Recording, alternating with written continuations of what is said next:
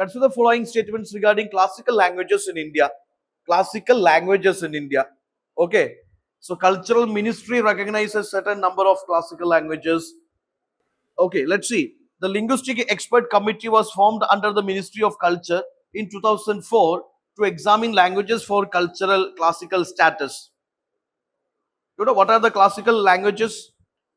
Can you say? Starting with the Tamil, Sanskrit, Telugu, Kannada, Malayalam, Odia, classical languages. Now recently,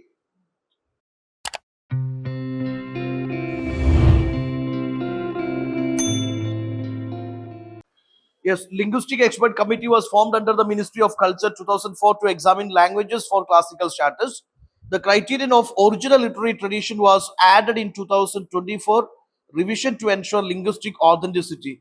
But actually, this original literary tradition, the criterion of original literary tradition, it is not added in 2024.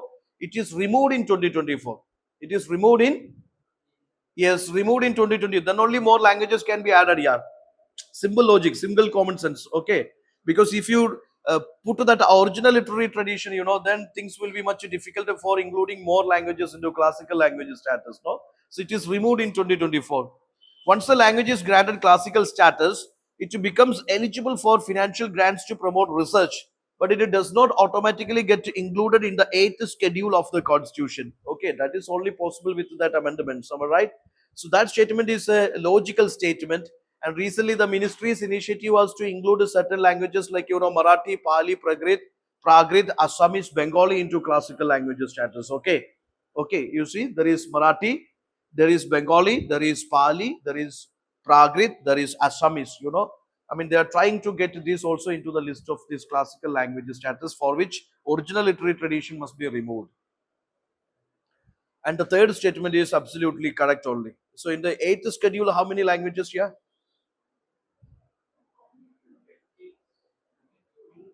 20, 21, 22, 23, 24. How many? 22.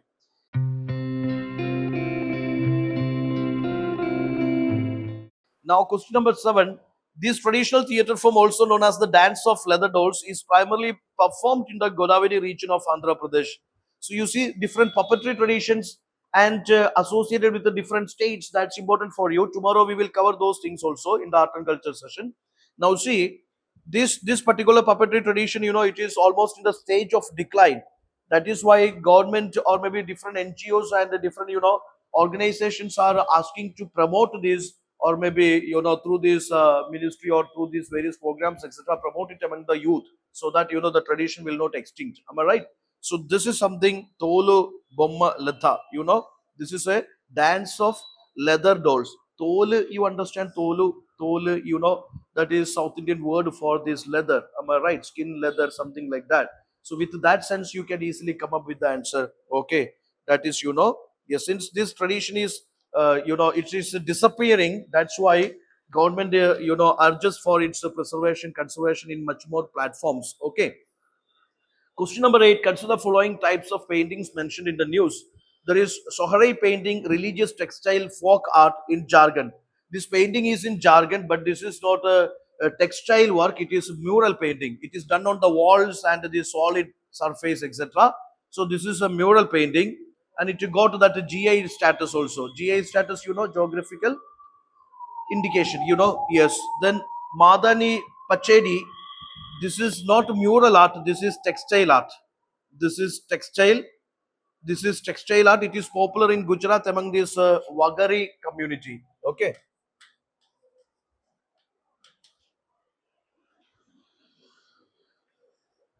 Now, Kumiti Padi art, which is uniquely found inside a cave, Tamil Nadu, that is correct only. It's a cave painting, which is third one is correct. So only one has to be your answer. So have an idea what are the popular mural paintings.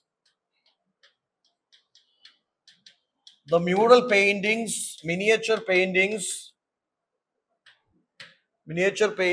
or these textile paintings, these things are very much important for you. Don't skip. Okay.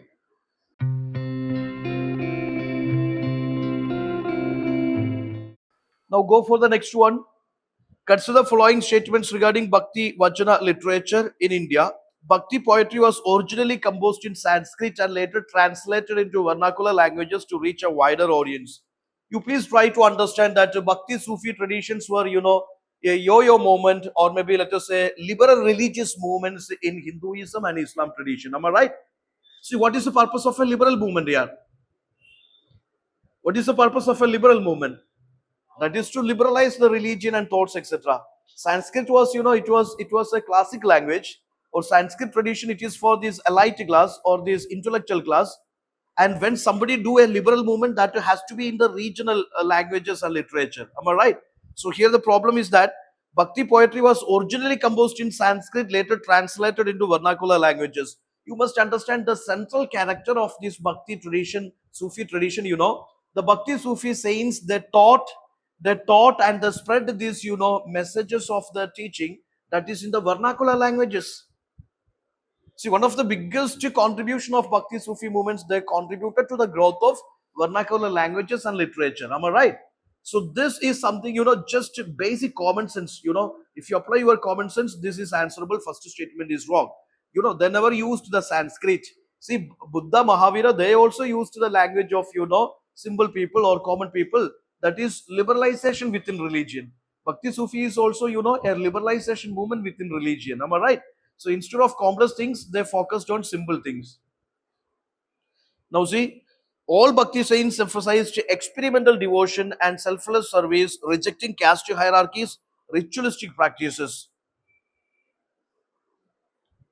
All Bhakti saints emphasized experimental devotion and selfless service and rejecting caste hierarchies and ritualistic practices.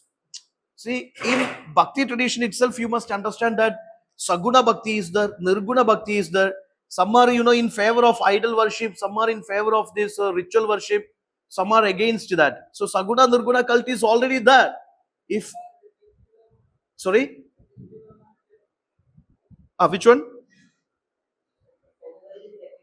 All Bhakti saints emphasized experimental devotion, selfless service, and rejecting caste hierarchies and ritualistic practices.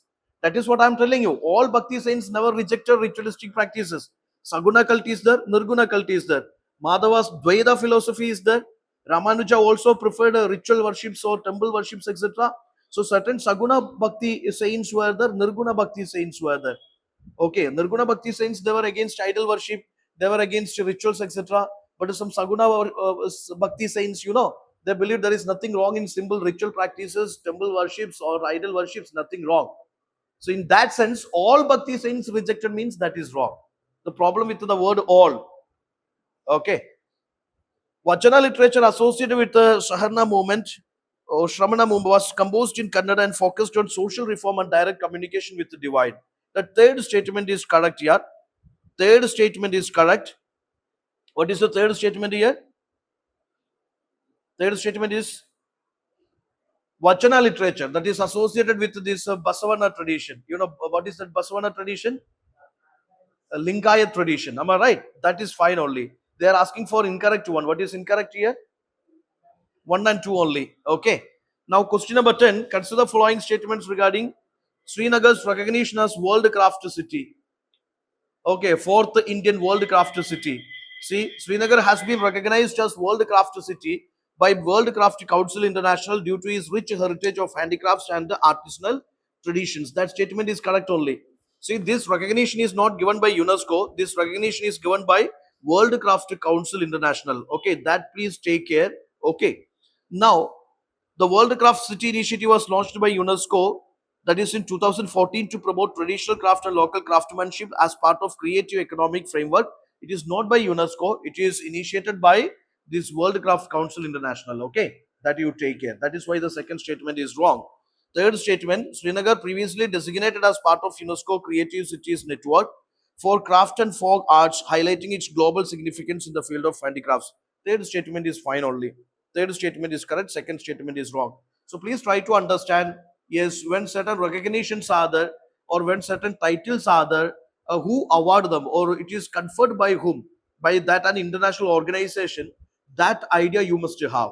You study reports, surveys, and this, various indexes issued by different organizations, Similar way, coming to this culture part, there are different titles, recognitions, awards, or these, initiatives that is undertook by different ministries or different organizations. Okay, that idea you must have. Okay, and so this is World Craft City Initiative, that is by this World Craft Council International. Okay, now go for the yeah. C is the answer. Now go for this.